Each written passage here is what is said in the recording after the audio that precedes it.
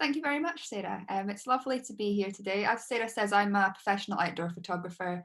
I run photography workshops and retreats in mostly Murray, Aberdeenshire and the Highlands. And yeah, I'm here today to give you some tips. So I'm just going to share my presentation with you now. Just bear with me 2 seconds while I set this up.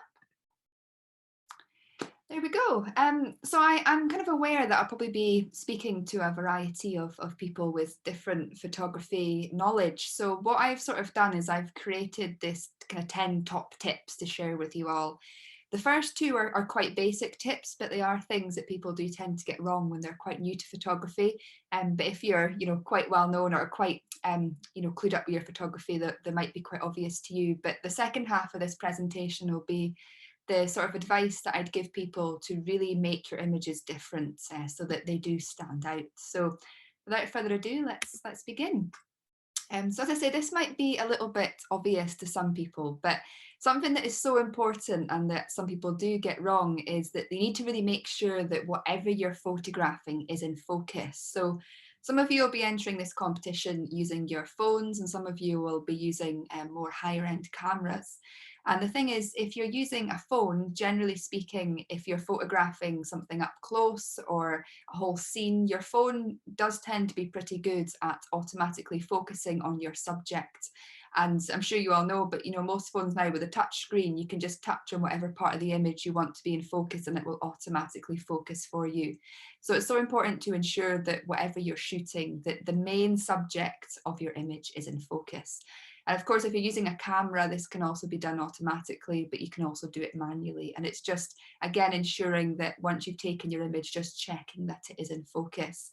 And I've included these two shots here. These are obviously of wildlife and insects, to show you really how ensuring those more up close subjects there are in focus and the background there is blurred out. I'm sure most of the images people are going to be submitting for this competition will be more likely to be buildings and landscapes.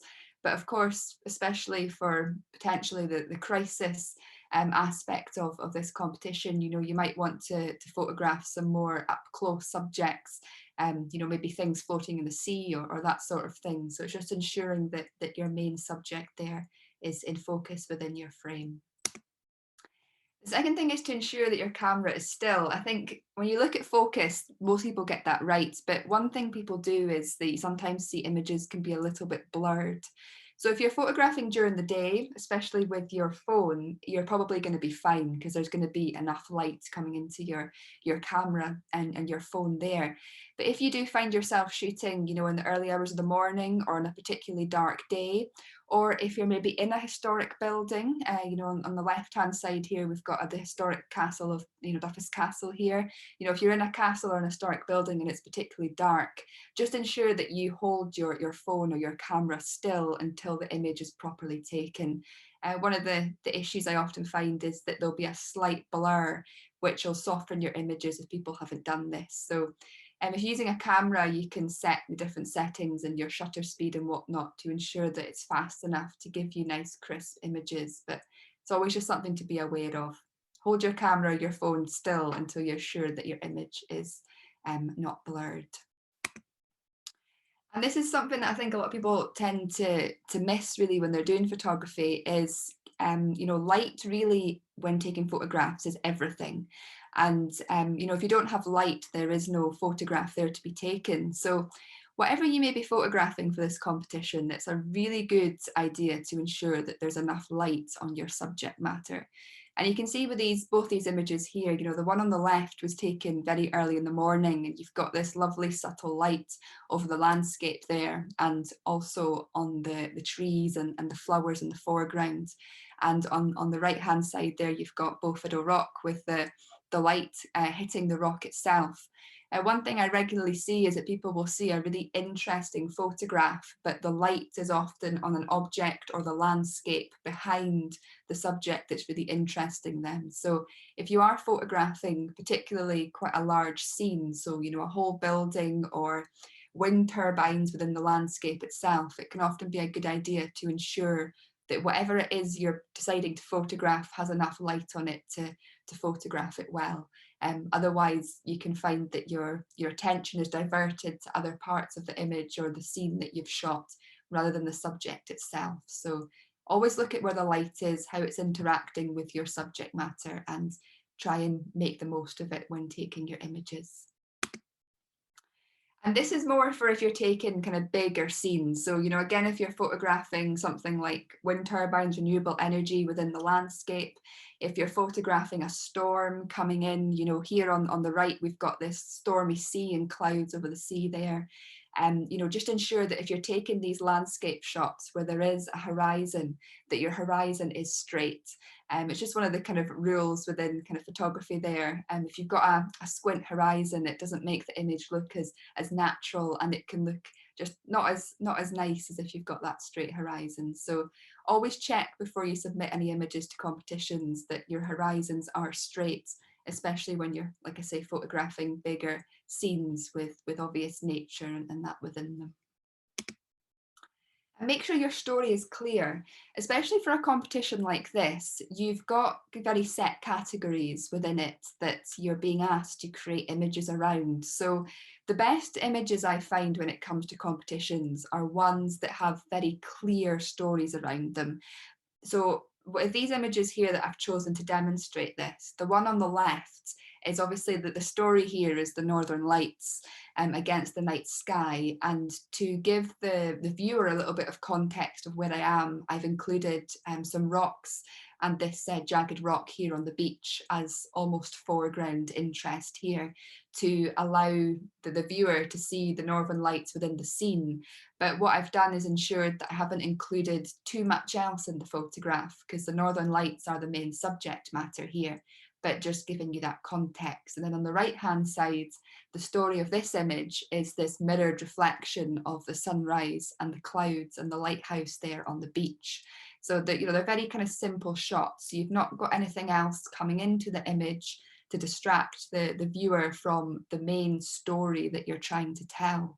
So, if you're photographing an old building, for instance, just ensure that there's not anything else creeping into your photograph. So you don't want any maybe distracting trees or weeds or foliage maybe creeping into the corners of your frame. The photograph that Sarah had earlier of that old building with graffiti on it and the group of people standing there, that was a very clear story. You had people very clearly being spoken to about the building and potentially what's going to be happening with it. And you could also see, the context of the building itself, but there wasn't anything else creeping into the photograph to distract you from the main story of it. So always think before you take your image, what's captivating you here? What story are you trying to tell? And ensure that you eliminate anything from your photograph if you can, that will distract from that story so that it's very clear. I often find when people are doing photography that you really want to try and create some mood within your images. Again, you're trying to tell stories for this competition, and often mood can be created by the weather, for instance. So, obviously, if you're shooting like an archived photo or something, this won't really resonate with that subject. But if you were going out to photograph something new and a building or again, the sort of renewable energy kind of thing going on there, or a group of people, often it's about thinking about the weather and how that weather portrays the mood. So if you're trying to show devastation that's being caused by rising sea levels, for instance, you might want to go out on a day when there's, maybe crashing waves going up against the shore to create that mood and that drama and that devastation. But equally, if you're trying to showcase an image of a brighter future, you might want to photograph in very sunny weather or on days that are quite changeable with a rainbow like you see here on the right hand side of the image. So I'm aware you've not got much time left to enter this competition, but if you are going to go out in the next few weeks, when you're photographing a subject, just think about what category would this subject potentially go into, and how can I use the weather to my advantage here to help portray that mood or that story within the images. And colour obviously is another great way to do this. You can see on the photograph on the left, the blue colour gives you that mysterious sort of feel there, and the mist adds to that whereas the rainbow is much more vibrant and positive. So, colour within your images can create that mood and help you tell the story. The time of day can often be really important as well. You can get good photographs at any time of the day, depending on what you're photographing. If you're just photographing a building on its own without any sky in the image, for instance, that can easily be done, during the day on an overcast day, for instance. But again, if you're photographing a wider scene, or you're wanting to create maybe more pleasing light within your images, it can be a very good idea to go out around the golden hours, as we call them in photography. So sort of an hour before or after sunrise and an hour before or after sunset, which can be very manageable at this time of year because the sunrise is very late now and the sunset's very early. So you don't have to get up too early to do this, or stay out into the evening. So thinking about the time of day that you're taking your images can really impact the lights of them. And again, this will help with the mood of your photography and the images that you submit. So it's always just something to think about if you want to really stand out, to be able to go out at these times of day when the light is more likely to be more pleasing. And within photography, there's a number of composition techniques people speak about. I'm not going to go into them in too much detail today. This is something that you can all go and look into if you'd like to, but there are things within photography that we regularly speak about. One of these is the rule of thirds, and what that is that you divide your image into 3 lines. So you've almost got your image divided into 3 different components. So regularly when people take images, you'll see with both of these shots, if you look where the horizon is, it's pretty much on the top third of the image, and then you've got 2/3 below it. And this just creates a much more pleasing image. One thing that you find regularly people who maybe are quite new to photography will do is they'll place their horizon within the center of their frame, which doesn't make for a particularly pleasing image unless you're shooting something that is mirrored. So if you are photographing more of a grand scene, this is just something to consider. And if you're photographing people within a scene, or objects and subject matters themselves, if you're photographing maybe an old building, try using things like pathways, or this image here on the left, you can see there's this old defences here along the coast to protect the village. It's a leading line of these defences that lead through the image towards the village itself. And on the right hand side image, you've got these wooden posts that are leading from the corner of the image through into the ocean. So, if you're photographing something like that, try using, like I say, paths, roads, or other things within your image that create what we call leading lines and bring the whole image together, and allow each element of your photograph to move into each other. And changing your perspective, this I think is quite important. I think we all view the world from eye level, and in a lot of cases, photographing from eye level can be, can make for very pleasing images. But if you're wanting to create, again, something a little bit different, I often encourage people to change the perspective that they're shooting from. So the image here on the left was taken high up on a cliff top. I'm not saying you should go and stand on a cliff top yourself, but getting high up. So whether you're up on a vantage point, up a few flights of stairs, looking out of a window, maybe an historic building, for instance, or you're just maybe a few streets away and it's higher up, getting that higher vantage point can give you a slightly different view to the sort of generic eye level that we all shoot from. And the one on the right was taken by me getting really close to the ground so that I could emphasize these rocks within the foreground of my image.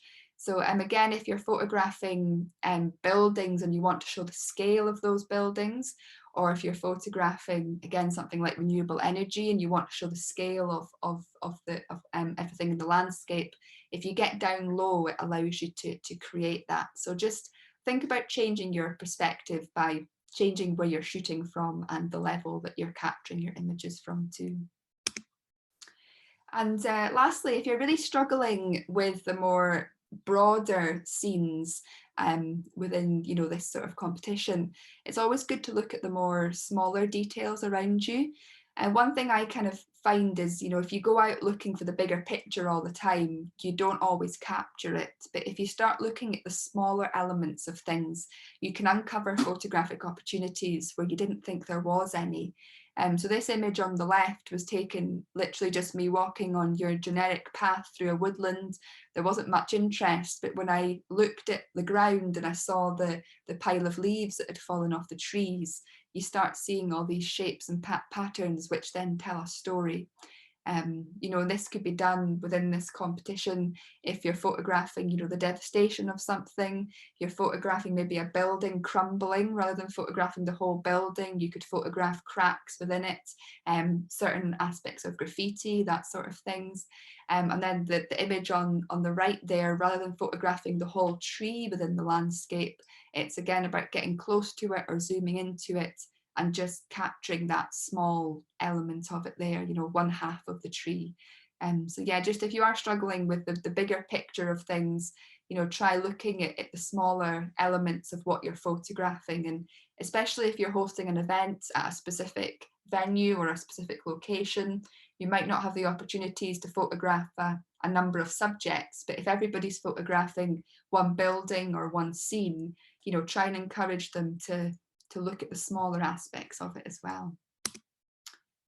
Yeah, so that's all the tips that I have to share with you, and I think we're going to do a little Q&A session now.